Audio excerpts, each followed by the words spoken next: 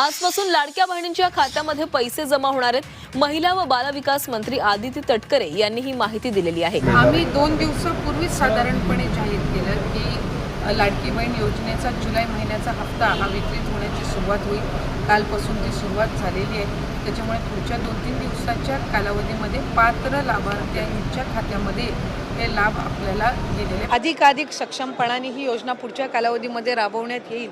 ह्या दृष्टिकोनातून त्यांच्या मार्गदर्शनाखाली दोन्ही उपमुख्यमंत्री आदरणीय शिंदेसाहेब, आदरणीय सुनेत्रा काकी यांच्या मार्गदर्शनाखाली आम्ही पुढच्या कालावधीमध्ये राबवू।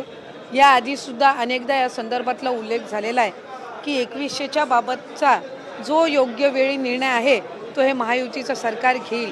पण मला आपल्या माध्यमातून सुद्धा सांगायचं आहे की 1500चा लाभ हा लाडक्या बहिणींसाठी अशाच पद्धतीनं सुरू ठेवण्याच्या दृष्टिकोनातून विभाग म्हणून आम्ही त्या ठिकाणी काम करत आहोत। मुख्यमंत्री माझी लाडकी बहीण ही योजना महिलांना सक्षम करण्याच्या दृष्टिकोनातूनच पहिल्यांदा आणण्यात आली आणि आज साधारणपणे ज्या पद्धतीनं हा लाभ सुरू आहे, अनेक अशा महिला आहेत ज्यांनी त्या 1500च्या लाभातून ज्या आपल्या घरखर्च भागवतात, अनेक त्यांचे आरोग्य उपचार असतील ते सुद्धा करतात।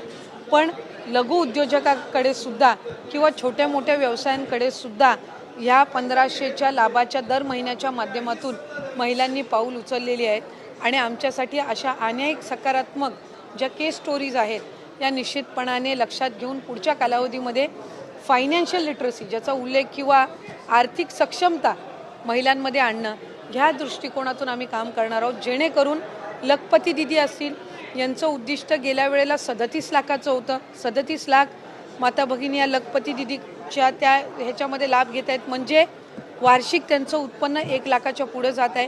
त्याच पद्धतीनं यंदाच्या याच्यासाठी 25 लाखाचं उद्दिष्ट हे ठेवलेलं आहे।